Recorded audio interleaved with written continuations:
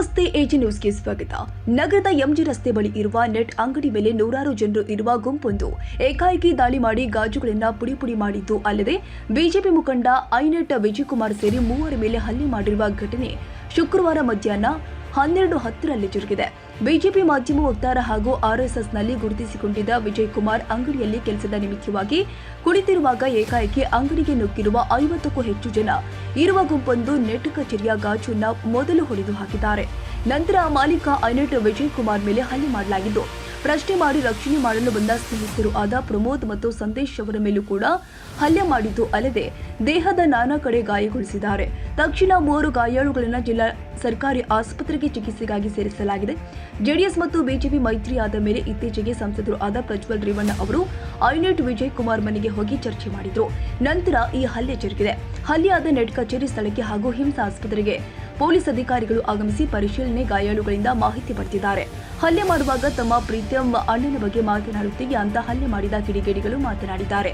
ತಲೆ, ಹೊಟ್ಟೆ ಭಾಗಕ್ಕೆ ಹೆಚ್ಚಿನ ಹಲ್ಲೆಯನ್ನ ಕಿಡಿಗೇಡಿಗಳು ಮಾಡಿದ್ದಾರೆ.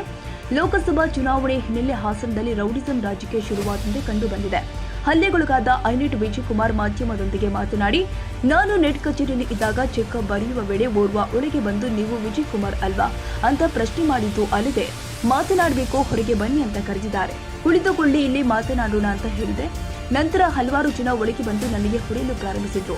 ಪ್ರೀತಮ್ ಗೌಡ್ರ ಮೇಲೆ ನೀನು ಮಾತನಾಡ್ತೀಯಾ ಅಂತ ಹೇಳ್ತಾ ಇದ್ರು. ನಾನು ಯಾವಾಗ ಮಾತನಾಡಿದೆ ಗೊತ್ತಿಲ್ಲ. ನೂರಾರು ಜನ ನಮ್ಮ ನೆಟ್ ಕಚೇರಿ ಮುಂದೆ ಬಂದ್ರು.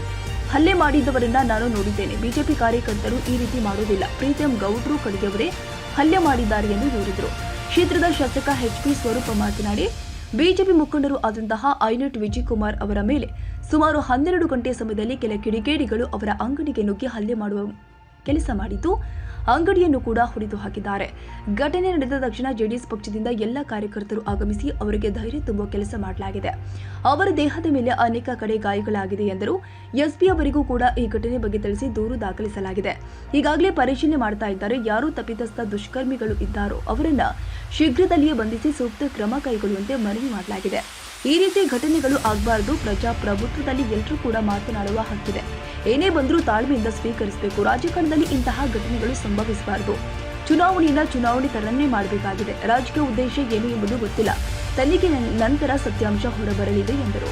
ಇದೇ ವೇಳೆ ಜೆಡಿಎಸ್ ಮುಖಂಡರು ಆದ ಸುಮುಖ ರಘು, ಬಿದರಿಕೆರೆ ಜಯರಾಮ್, ಎಚ್.ಎಸ್. ಅನಿಲ್ ಕುಮಾರ್, ಆರ್ಎಸ್ಎಸ್ ಮುಖಂಡ ಮೋಹನ್ ಕುಮಾರ್, ವಿಶಾಲ್ ಅಗ್ರವಾಲ್ ಇತರರು ಉಪಸ್ಥಿತರಿದ್ದರು.